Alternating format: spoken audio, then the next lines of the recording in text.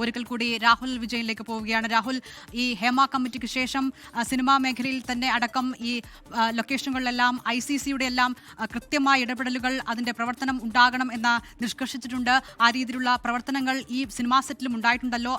അവിടെയും പരാതി നൽകിയതിനു ശേഷമാണോ പോലീസിലേക്ക് എത്തുന്നത്? എങ്ങനെയായിരുന്നു ആ നടപടിക്രമങ്ങൾ? ഇതില്ല, ഹേമ കമ്മിറ്റിയുടെ അലവിലികൾ അവസാനിക്കുന്നില്ല എന്നുള്ളതാണ് ഈ കേസുമായി ബന്ധപ്പെട്ട് നമുക്ക് ചൂണ്ടിക്കാണിക്കാനുള്ളത് അല്ലെങ്കിൽ കൂട്ടിച്ചേർക്കാനുള്ളത്. പക്ഷേ ഈ ICC ഒക്കെ എത്രത്തോളം കണ്ട് പ്രാവർത്തികമാണ് അല്ലെങ്കിൽ എത്രത്തോളം കണ്ട് അത് ഫലപ്രദമാണ് എന്നുള്ളൊരു ചോദ്യം കൂടിയും ഈ കേസ് മുന്നോട്ട് വെക്കുന്നുണ്ട്. കാരണം ICCയിൽ കൃത്യമായിട്ടുള്ള കാര്യങ്ങൾ ബോധിപ്പിച്ചിട്ടും യുവനടിക്ക് നീതി ലഭ്യമായില്ല എന്നുള്ളതാണ് ഏറെ പ്രധാനപ്പെട്ട കാര്യം. ICC അല്ല ഒരു കാരണവശാലും ഇത് പോലീസിലേക്ക് ഇത്തരം ഒരു പീഡനം പരാതി അറിയിക്കുന്നത് അല്ലെങ്കിൽ ഈ ഒരു പീഡന ശ്രമം ഉണ്ടായ വിവരം അറിയിക്കുന്നത്. ആ യുവതി തന്നെ DGPക്ക് പരാതി നൽകേണ്ട അവസ്ഥ വന്നു എന്നുള്ളതാണ് ഏറ്റവും പ്രധാനപ്പെട്ട കാര്യം.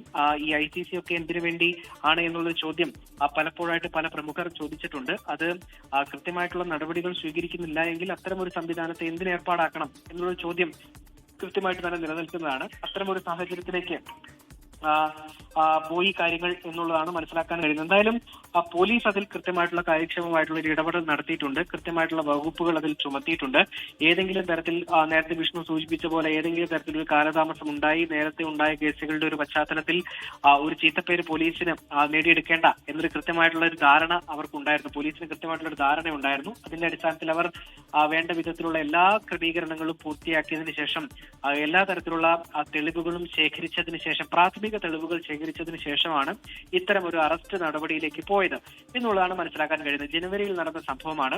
28-നാണ് ഈ യുവനടി പരാതി നൽകുന്നത്.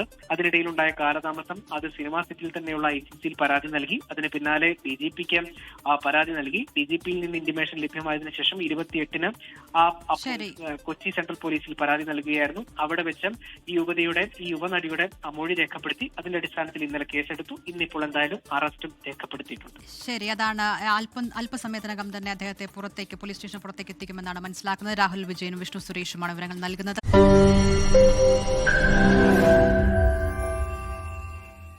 ലോകത്തെവിടെയായാലും ഏത് സമയത്തും 24 വാർത്തകളും ഓഗ്മെന്റഡ് റിയാലിറ്റി പാക്കേജുകളും എക്സ്പ്ലെയിനറുകളും വിശദമായി കാണാൻ ഞങ്ങളുടെ YouTube ചാനൽ നിങ്ങൾക്ക് സബ്സ്ക്രൈബ് ചെയ്യാം.